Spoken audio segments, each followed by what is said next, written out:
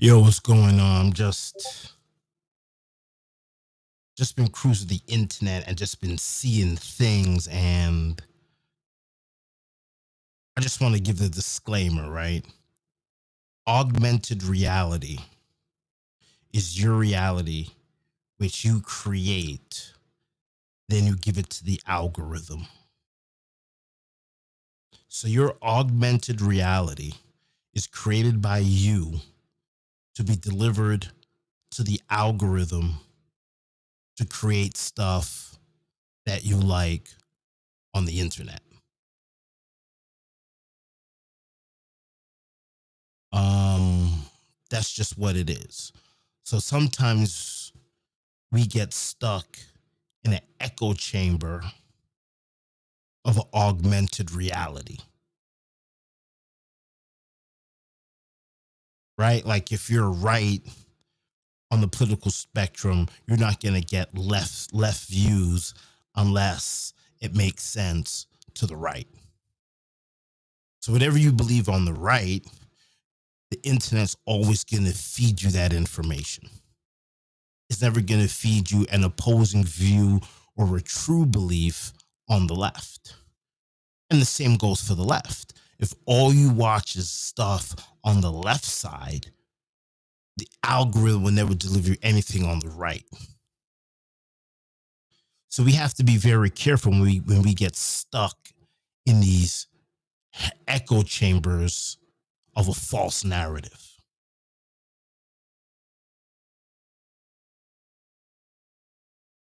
That's why when you're searching the internet, you need to be more diverse in your viewing and watching. If all you watch is math on the internet, that's all they will deliver to you. If all you watch is women, that's all it will deliver to you. You got to understand, we create a God, and then that algorithm gives us back life.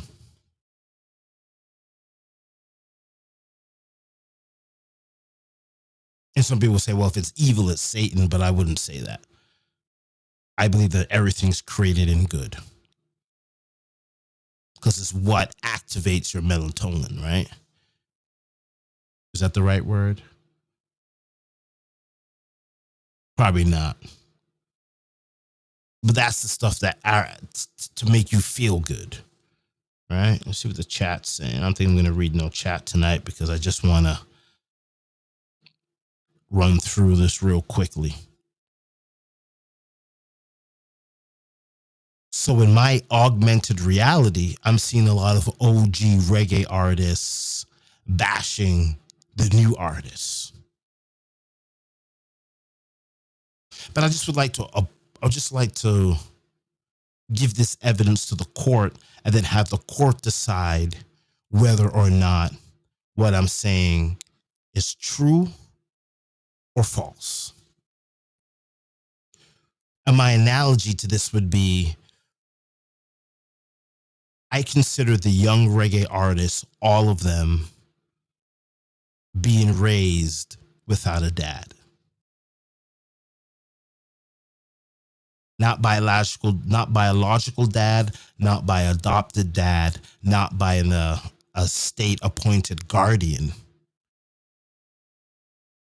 right? I'm talking about the dads being the OGs in dancehall and reggae. Bounty Killer, Sizzler, Capleton, Cartel, Shabba, Ninja Man, Supercat, Shaggy, Sean Paul, Mr. Lexus, Vegas, Coca T, God rest your soul.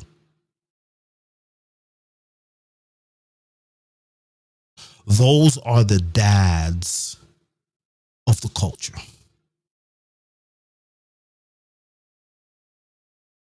Buju.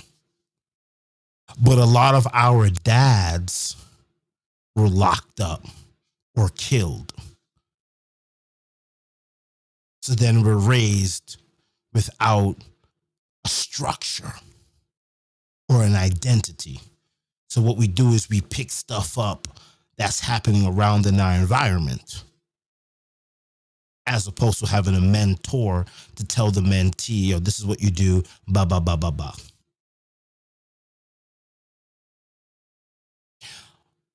Mentorship only works if the mentor is on such a high level that the mentee is trying to gravitate to.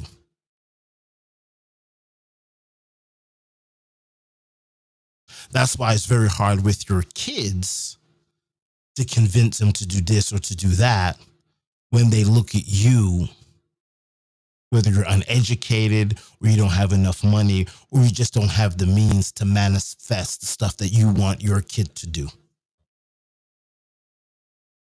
So if you're a young artist and you're looking at Bounty, and if you're looking at Beanie, and you're looking at Cartel, if you're looking at Ninja, you're seeing a dad not really able to mentor you. Now, they could mentor you in the studio, but remember, 50% of mentor, I think 90% of mentorship comes from the visual. So if they look at you and you can't fly, or your visa is taken, or you don't own any of your IP, I won't really listen to you, and you really can't guide me. Because I know as a younger artist, I got to create my own rhythm. I got to create my own IP. I got to write my own lyrics because I want to be the holder of that intellectual property. So yeah, you can teach me how to voice, how to write a rhythm, how to behave on stage, how to perform. But your visual doesn't match your spoken word. So when I look at these young artists, I just see young artists that are being raised without a dad. And then what I'm seeing is the OGs who are coming from the dead or are coming from prison, trying to then now discipline the culture. Well, if you're a missing dad for 13 years, 10 years, and you can't fly and you're locked up, let's say you're in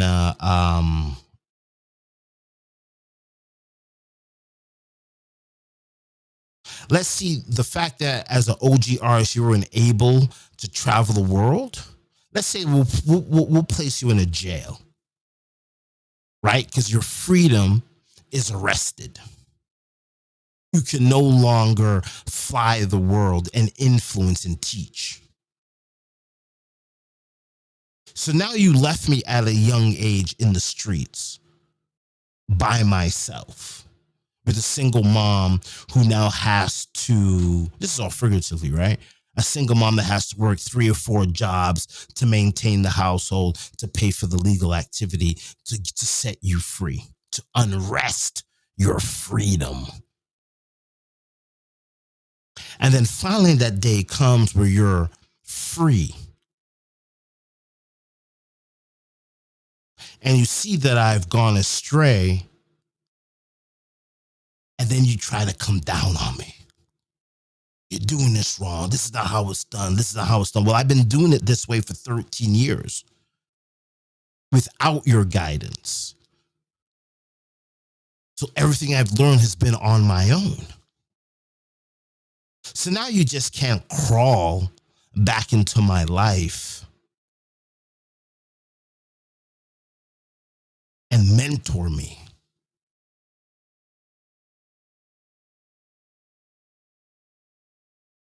The only way you could really mentor then is on the level of that young child.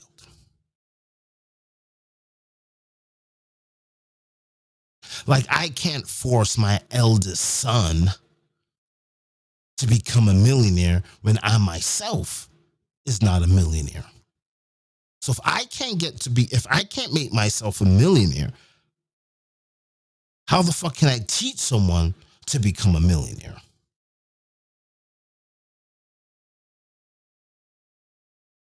That's the visual. But remember, we said mentorship is visual and spoken word.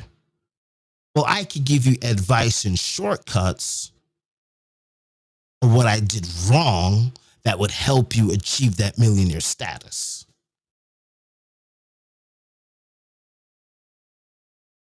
Because I'm seeing the problem from 30,000 feet up. You're in the weeds. That's why offensive coordinators and defensive coordinators sometimes are in the box because they're watching the game like this. And then they're reporting back to the sideline because the guys on the sidelines are in the weeds.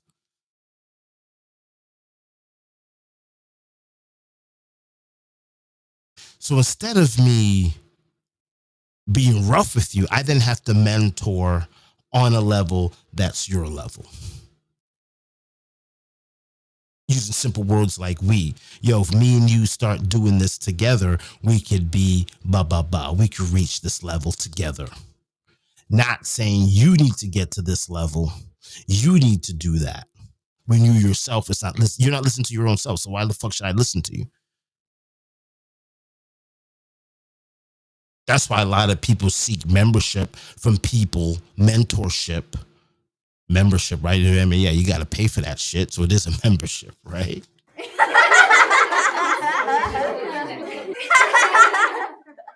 Forgot what I was going to say. That's because I'm on the purple.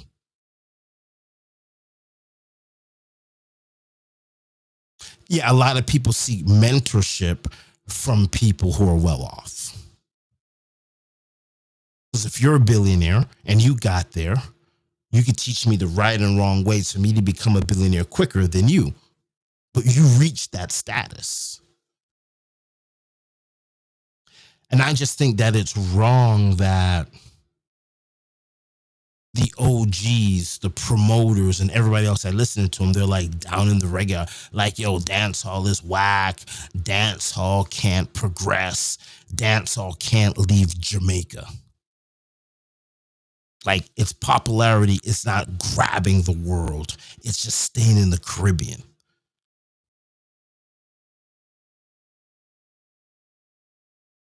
Now there's a lot of things that happens in the music industry that could stop music from going where it needs to go. Distribution, proper management, proper connections to make songs leave the Caribbean.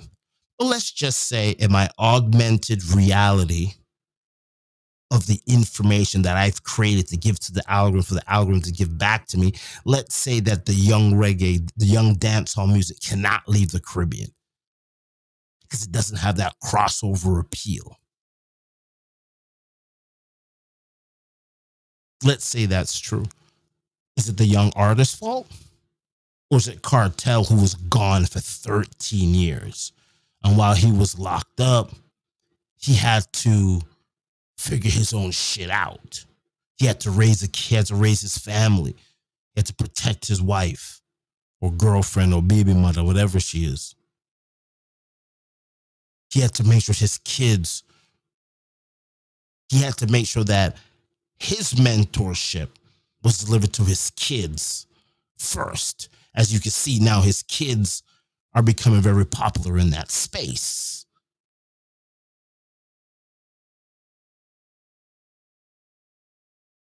Bounty Killer couldn't fly. So if I was in New York or Boston or England or London or Africa, I didn't really have access to. I have access to over the internet, but I mean, I want to pull up to you after the end of the show, and when I see you at a coffee shop, I want to be able to ask questions like, "Yo, how did you get to this part?" Contact your manager. Well, yeah, we're gonna be in Spain next week. Um, we could do a sit down with you and figure shit out. That mentorship wasn't happening. Now these kids were just running around wild with no dad, with no mentorship. And to me, I can't predict the future, but as of right now, I don't see the young dancehall artists in as much legal trouble as the OGs. There's a possibility that we might lose Movado. There's an arrest warrant for him for something that happened 7 years ago.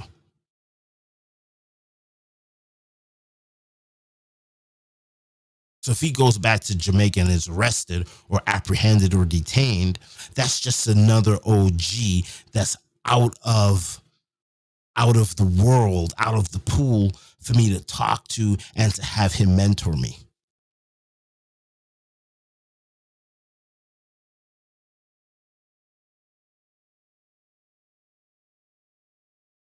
And I think the problem is too, when you look at the younger generation, sometimes the younger generation just doesn't want to fuck with you, right? The younger generation is like, yeah, I don't want to listen to you. It's like your kids, right? Not your kids, not your goats, right?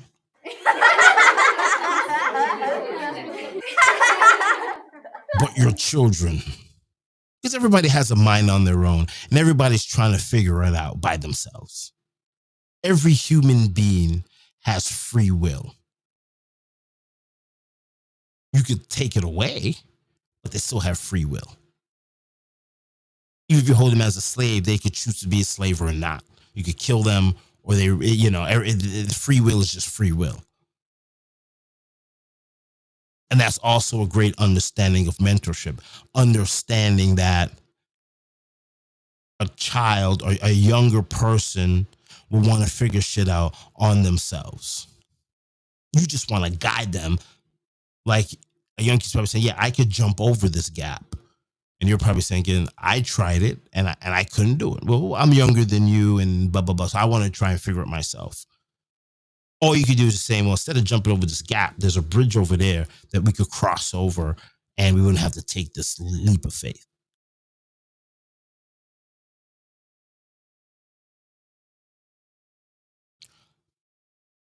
And that's just how I feel. I just feel that all of our OGs were in legal trouble. All of our OGs are not really around to mentor us. They're not accessible.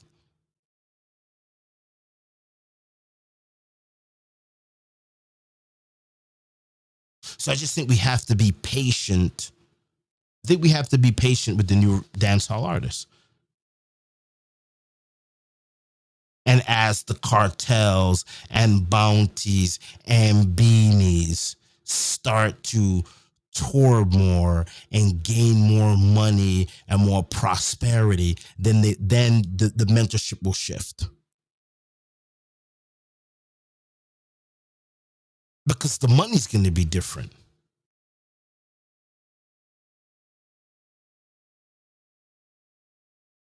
And I think cartel is the catalyst in all of that. Like cartel, dancehall is back. It is back now. Like cartel came out and dancehall is no longer locked up. It's free. It's free to roam. Bounty just got his papers. So now he's in the United States as we speak. Cartel is in the United States. Cartel's all over the place. So now that dancehall is back, it'd be interesting to see. It'd be very interesting to see if the mentorship will start to be applied. And maybe dancehall will get a rejuvenation. Because you're going to be watching the OGs now on stage. And because they've been so scarce for so long, a lot of people's going to come out and see them. A lot of people's going to want to see them. So that just means now their earnings should blossom. It should. I don't see why it wouldn't. So let's just be patient and let's just see where this is going to go.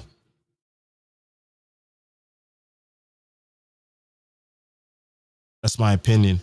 Let's do some flyers tonight. We're only going to do one because we want to go to bed.